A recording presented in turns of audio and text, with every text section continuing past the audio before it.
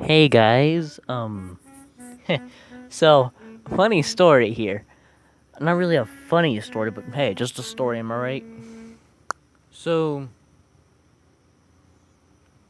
I was thinking of an idea to do for the 1 year anniversary of this channel. Then I realized, what about cats? Wait, what about cats? I mean, a lot of people like cats. A lot of people have cats.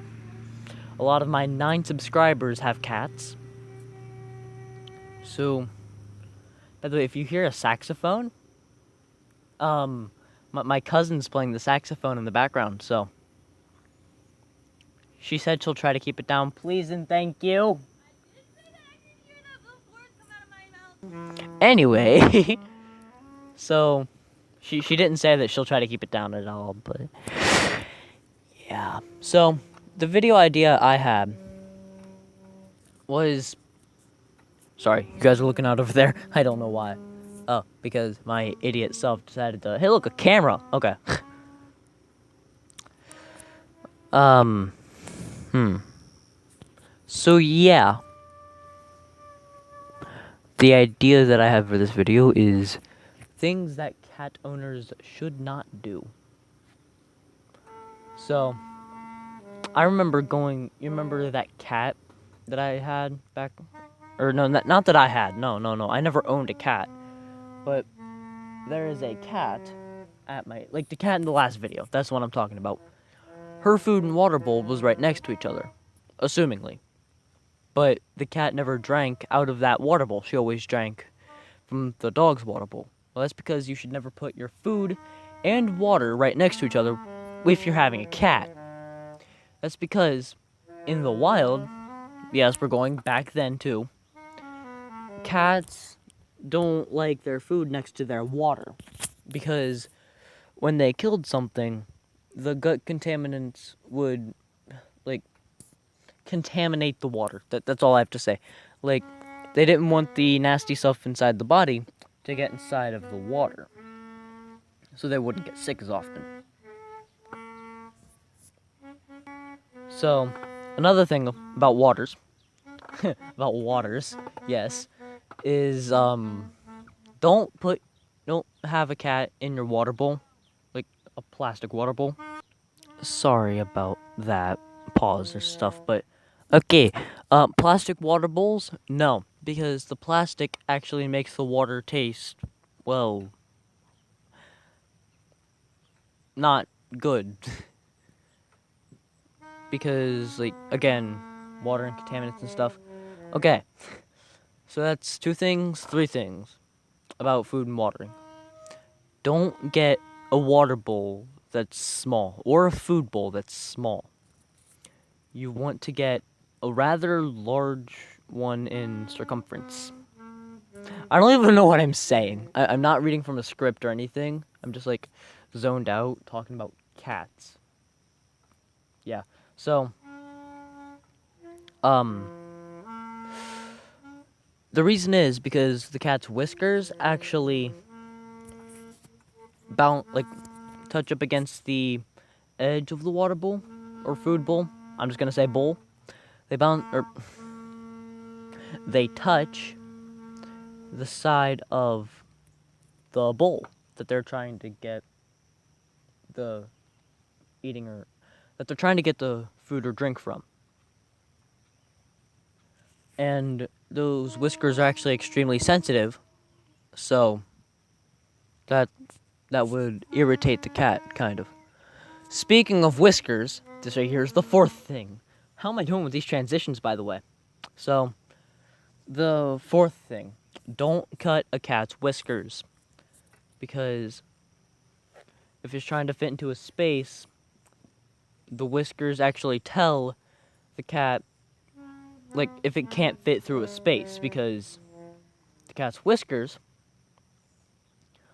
are as long as the longest part of its body. So if the whiskers touch, then they can't fit through. But you see, without whiskers, the cat would have no way of knowing, okay, I can't fit through here. Plus, it would fall and trip and stuff. I would say it's funny, but I've never seen it before. Okay, so the fifth thing is overstimulation. Now, I found this out because I was thinking. Hold on, let me get the earpiece back in. Okay. Cats randomly attack people when they're petting them. Why? So I did a bunch of research and I found out that the cats are basically like balloons. If you pet them for so long, then the static that you're giving the fur will build up in the tail. Now, I'm not saying this doesn't happen with unfurred cats like the Sphinx cat or something. I don't even know if that's how you pronounce it, but still. So, the cat that's why the tail wags when you're petting it. Oh my god, this is so cringy. So, the cat will look for a way to release that energy. And it's like, oh look, an arm, bite. Okay. Speaking of petting, another thing you don't want to do. If a cat rolls onto its belly, if a cat rolls onto its back and exposes its belly, don't. That's bad. Because you will unfortunately, some cats like it, but not a lot. The cat, when it rolls on its back, it's saying, I trust you. I trust you enough to expose my most vulnerable area, which is the stomach, too. Because, seriously, just think. The stomach is actually the most vulnerable part. Like, it's soft and squishy and stuff.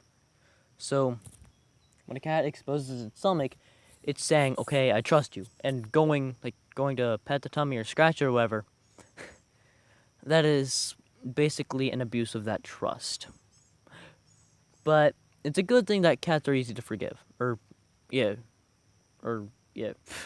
Cats are forgiving. Okay, so the next thing. Pay attention to body language. There is a picture on Google. I will link it, I will put the link to it down below. I can't put it up on screen because I'm literally recording this with my phone camera. But it shows the positioning of the tail, the positioning of the body as well. With that, you can tell what the cat is feeling, what the cat is basically, thinking. Also, I think Good Mythical Morning did a good example of this with their cat video. You can go look that up if you want to. I suggest it, but anyway, that's all the time we have for today. If you like it, like, comment, subscribe. Maybe share with a friend if you think they have a cat if you think that they're a bad cat owner. And I will see you all in the next video. Goodbye.